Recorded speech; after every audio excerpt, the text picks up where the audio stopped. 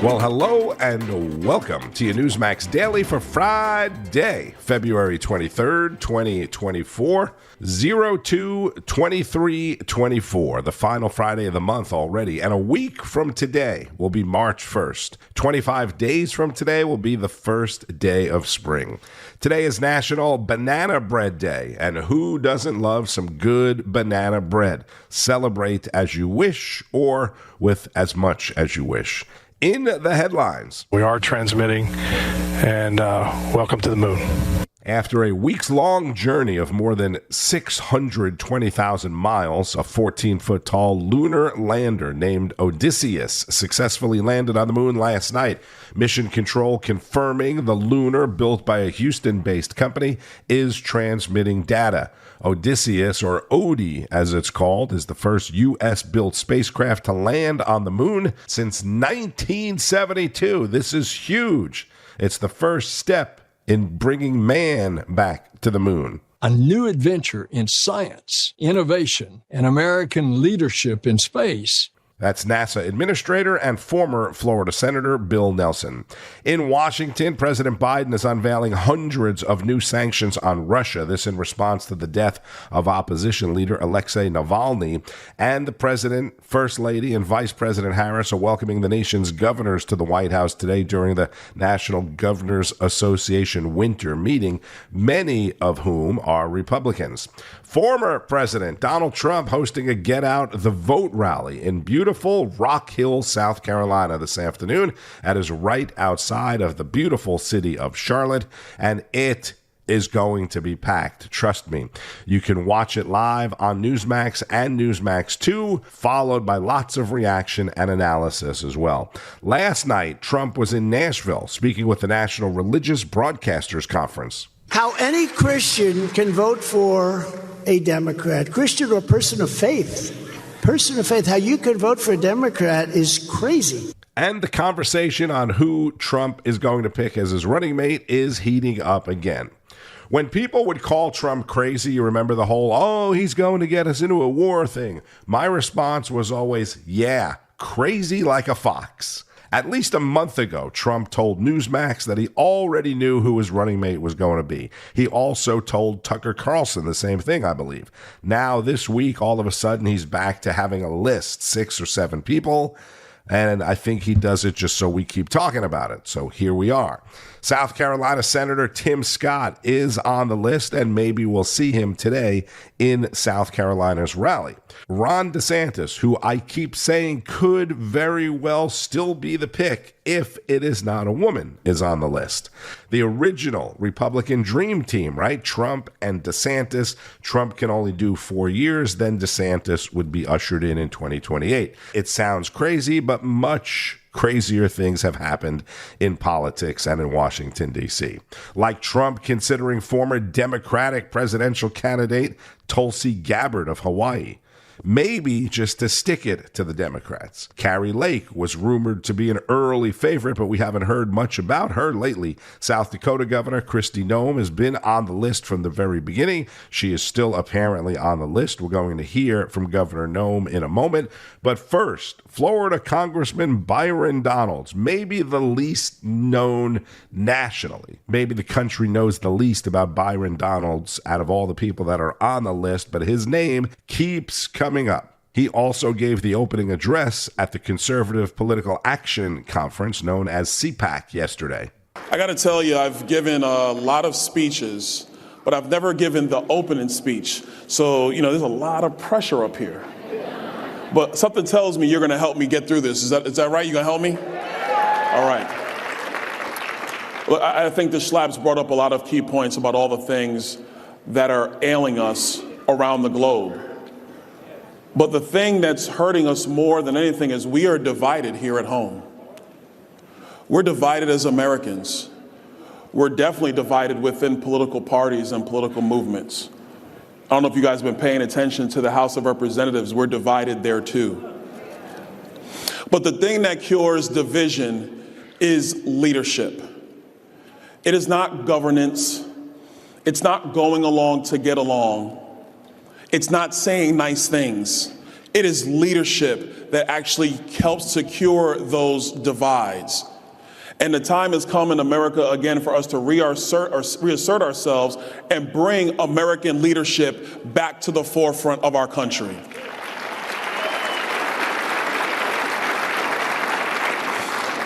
And we talk so much about foreign policy these days, and for good reason, because Joe Biden has been a disaster as president of the United States. He's been terrible. But let's look at NATO for a moment. A lot's been made about NATO over the last couple of weeks. There was a time where America did have to carry all the freight for NATO because the countries in Europe were rebuilding themselves from World War II. And the spirit of the American people, we were there to do that. We were willing to do that. But now those other countries have to come along for the ride as well. You know, I equate it to some of your great sport teams. Everybody remembers the Chicago Bulls of the 80s. They had Michael Jordan. They didn't have much else. Michael Jordan dropped 63 points in the Boston Garden against the vaunted 86 Celtics. But that Chicago Bulls team lost that series against a better and deeper team. If the world is actually going to have security, then it can't just be America scoring all the points, grabbing all the rebounds, passing out all the assists, blocking all the shots. We need our allies in NATO to step up and do their part. Florida Congressman Byron Donalds, a former banking executive and potential 2024 Republican vice presidential candidate. South Dakota Governor Kristi Noem, who announced that she is sending more troops from her state to the U.S.-Mexico border in Texas, was in studio with Greta Van Susteren. We're back with South Dakota Governor Kristi Noem. Governor, you sent some troops down, National Guard, to the border. I think this is the fifth time? Fifth time that we have. I was the first governor to send National Guard troops originally when Governor Abbott first set up Operation Lone Star and asked for help. A lot of governors had sent or were considering sending law enforcement, but I recognized back then that our National Guard soldiers are uniquely trained to fit into this type of mission, partner with other agencies, federal agencies, other National Guard deployments, and to really understand that this is a war zone down there. So this is the fifth group of people that we will send down. This time, I'm sending engineers, builders, because when I called Governor Abbott right away, the day he was being threatened by the federal government that they were going to come in and cut down his razor wire, I called him and I said, what exactly do you need? Like, what is actually helpful to you? And he said, we built a barrier that actually is working. And that's when they took us to court to force us to take it down, is because we built a barrier out of shipping containers, cattle panels, and razor wire that even these military-aged men couldn't get across, and it worked, and that's why the federal government is coming after us. And I said, then you need builders. You need people to help build more barrier, and that's what we're going to send to them. Why do you think? I mean, the Biden administration is now admitting for the first time, it's a little bit late, that there's a problem at the border. We've got all the fentanyl pouring in, the precursor drugs coming from China, and you can see the videos. You can read about it on Twitter or on TikTok, but you don't even have to. You can look at the video and see for yourself that people are just pouring in.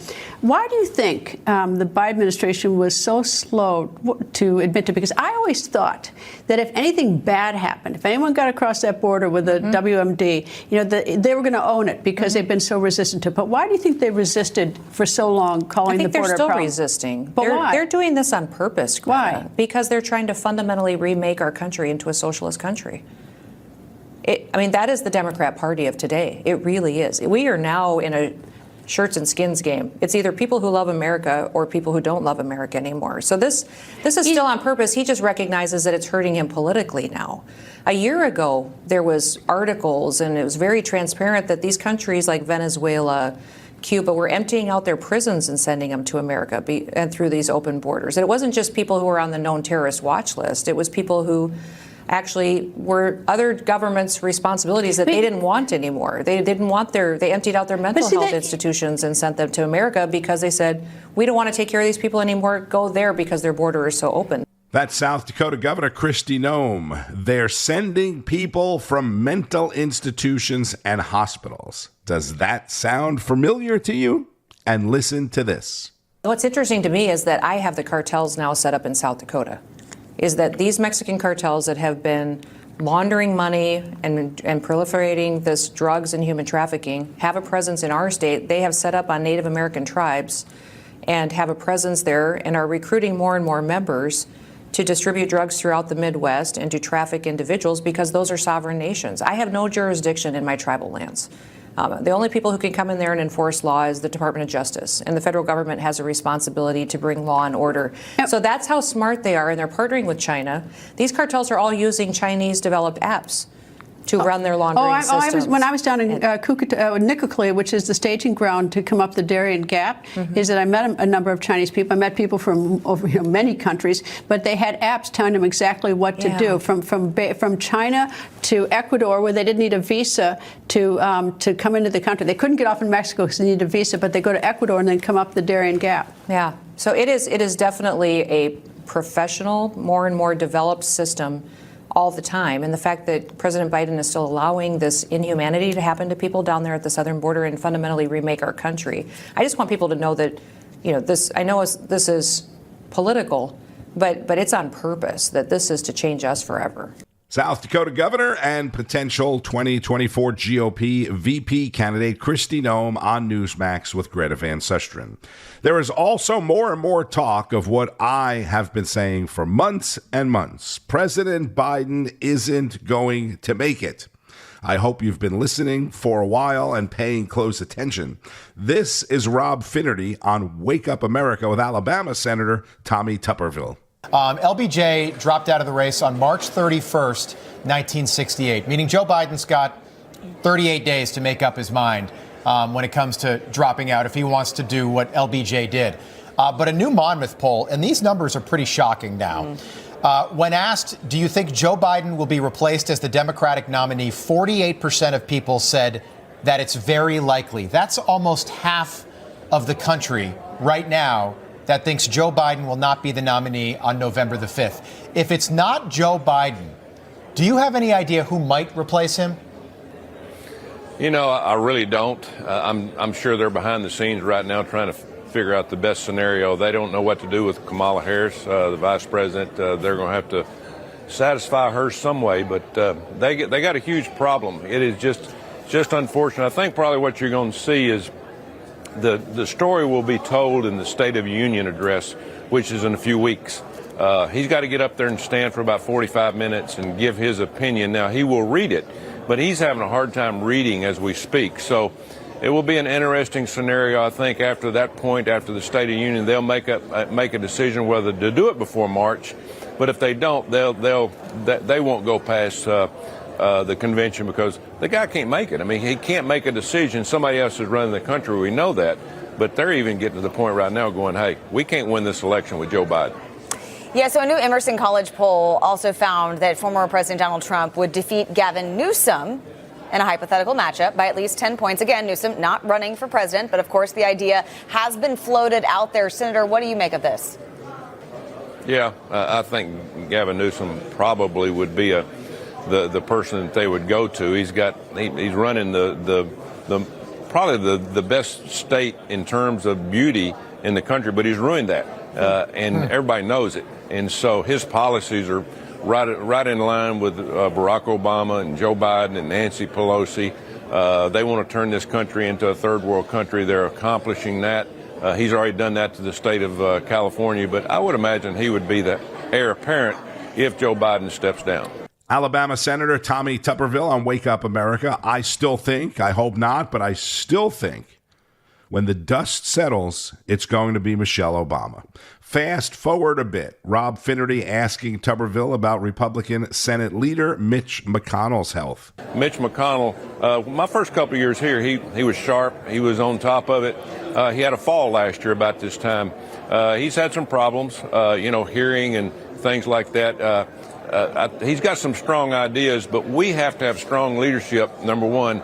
But when President Trump wins, we're going to have somebody also in the Senate that's going to be able to get along and work with President Trump. We're going to have 4 short years to get a lot of things done, and we're going to have to do it from the Senate and the White House and the House to really help the American people and taxpayers. And Tuberville had some very strong words when it came to Homeland Security Secretary Alejandro Mayorkas. Well, first of all, let me address the Mayorkas deal. I hope we have a trial, but he should be in a different trial. He should be in a criminal trial, what he's done. He he has absolutely broken more laws, killed more people with drugs and murder and all that, letting all these people in. And the guy thinks that the border's closed, so he should be in jail, not really impeached. Mayorkas should be in jail and not impeached. Alabama Senator Tom Tuberville on Wake Up America, which, don't forget, starts at 6:30 Eastern every day. And Wake Up America Weekend Edition coming up this weekend, Saturday and Sunday. That begins at 7. So speaking of the border, I came across this, and I'm sure it will get very little, if any, coverage, but you need to know this. Check this out. As you know, the United States has been flying some undocumented migrants back to their home countries, right? Including Venezuela. Now, Venezuela has stopped accepting migrant deportation flights from the United States, something that the Biden administration had quietly restarted last October when they finally realized that the border is completely out of control and insane. But now Venezuela is telling us, the United States, no, don't bring our people here. You keep them. Don't bring them back. So let's see how Homeland Security is going to respond to this, if at all. And let's wrap it up with a great conversation on last night's edition of The Balance with Eric Bolling. Fascism is alive and well in the Democrat Party. Every American should be outraged by this, but they won't be. Most Americans are asleep, pacified, or apathetic while Democrats intentionally destroy this country. What will it take to wake the American people up? No one seems to care about the partisan prosecutor in New York. She's abusing the rule of law. The left is waging lawfare with the implicit message to political opponents: either keep quiet or suffer the consequences. Join me now to break it all down is attorney for Save America, Christina Bobb. Welcome back again, Christina. So we've talked about it, but it does. Every time you talk to people in the water cooler or on the street, it's always about, I don't care if you like Trump or not.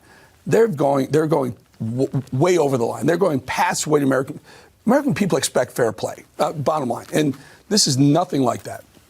You're exactly right. And the idea that they're basically cutting off the appeals process, and the fact that they're trying to jam this judgment down his throat without his ability to use all of his constitutional rights of the judicial process, which includes the appellate process, to me indicates that they know they're wrong. They know they're in the wrong, and that's why they don't want to allow the Court of Appeals to weigh in before they harm him more.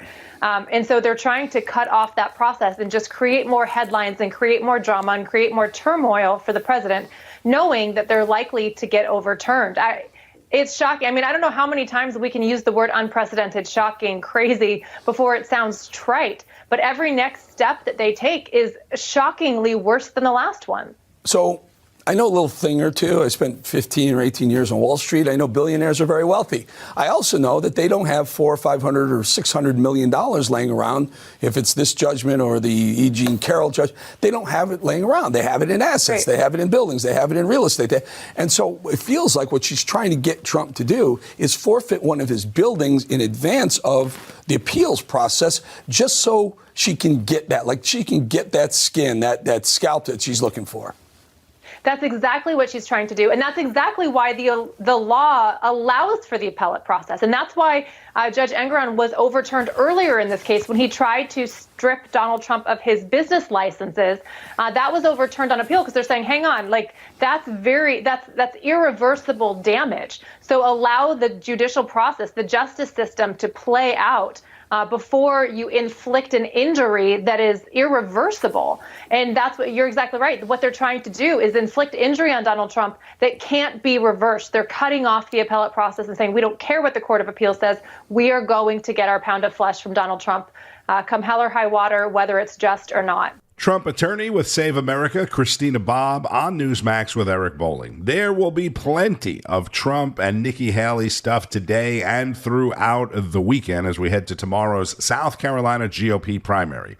In other news, CIA Director Bill Burns traveled to Europe today for another round of Hamas hostage negotiations. This as the Israel-Hamas war continues.